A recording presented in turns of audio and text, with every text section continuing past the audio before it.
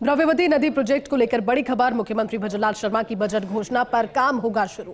JDA जल्द मौके पर करेगा काम शुरू। जेडीए 25 नए वाटर हार्वेस्टिंग स्ट्रक्चर का निर्माण करेगा। प्रोजेक्ट में जेडीए विभिन्न स्थानों पर करेगा निर्माण और उसके लिए जेडीए की ओर से जल्द जारी की जाएगी निविदा। मुख्यमंत्री भजनलाल शर्मा ने बजट में की थी घोषणा और ऐसे में प्रोजेक्ट के आसपास के इलाकों में गिरते भूजल स्तर की रिपोर्ट तैयार करने, भूजल स्तर बढ़ाने की घोषणा की थी।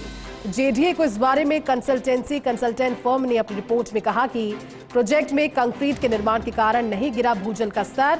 सांगनेर क्षेत्र में भूजल के 600% दोहन से गिरा है भूजल का स्तर। इसके लिए जरूरी है कि प्रोजेक्ट में बनाए जाएं 25 और नए वाटर हार्वेस्टिंग स्ट्रक्चर। प्रोजेक्ट में पहले से ही निर्मित है 63 वाटर हार्वेस्टिंग स्ट्रक्चर। बड़ी खबर है द्रव्यवती नदी प्रोजेक्ट को लेकर के सीएम भजनलाल शर्मा की जो बजट घोषणा थी उस पर अब जल्द ही काम शुरू होगा। जेडीए जल्द मौके पर काम शुरू होगा, इसके लिए ग्रीन सिग्नल मिल चुका है। दरअसल जेडीए 25 नए वाटर हार्वेस्टिंग स्ट्रक्चर का निर्माण करेगा। वाटर हार्वेस्टिंग स्ट्रक्चर आने वाले मानसून के पानी में जिस तरह से जल संरक्षण की बातें हम करते हैं, उसी की एक तकनीक है जिसके जरिए पानी का संचयन कर उसे उपयोगिता के हिसाब से उसके बाद मॉडिफाई किया जा सकेगा। लेकिन ये बड़ी बात, क्योंकि 25 नए वाटर हार्वेस्टिंग स्ट्रक्चर का निर्माण जेडीए की ओर से करवाया जाएगा, उसको ग्रीन सिग्नल मिल गया है। प्रोजेक्ट में जेडीए विभिन्न स्थानों पर करेगा निर्माण और इसके लिए जेडीए की ओर से जल्द ही निविदा जारी कर दी जाएगी। आपको ज्ञात होगा कि सीएम भजनलाल शर्मा ने बजट की घोषणा की।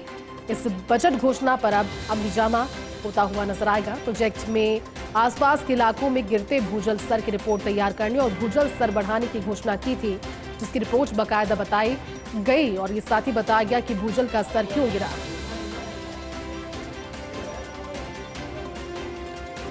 तो द्रव्यवती नदी प्रोजेक्ट को लेकर के बड़ी खबर है। सीएम भजनलाल शर्मा की बजट घोषणा पर काम होगा शुरू।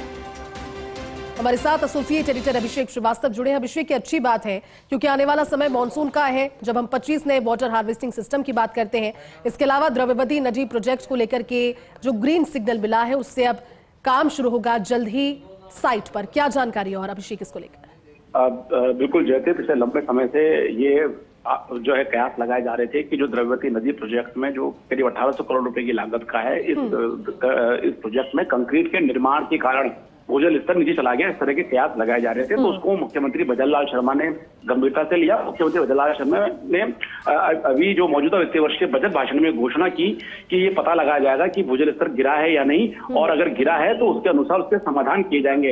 इसी बजट भाषण को क्रियान्वित, बजट घोषणा को क्रियान्वित करने के लिए जेडीए ने इस पूरे मामले की कंसल्टेंसी कराई। कंसल्टेंट फर्म ने पूरा सर्वे करके, स्टडी करके और जो भूजल स्तर के आंकड़े हैं उनका अध्ययन करके ये पाया, क्योंकि जो भूजल स्तर गिरा था सांगनेर क्षेत्र को लेकर गिरा था। तो सांगनेर क्षेत्र का उन्होंने पूरा अध्ययन किया और अपनी स्टडी में ये फाइनली बताया कि जो यहाँ पर जो पानी का स्रोत है सांगनेर क्षेत्र में, जो पहले रहा था वो केवल और केवल भूजल स्तर रहा था, भूजल ही रहा था। और यही कारण है कि जितना बारिश से भूजल में पानी जाता था उससे 600% अधिक निकल रहा था।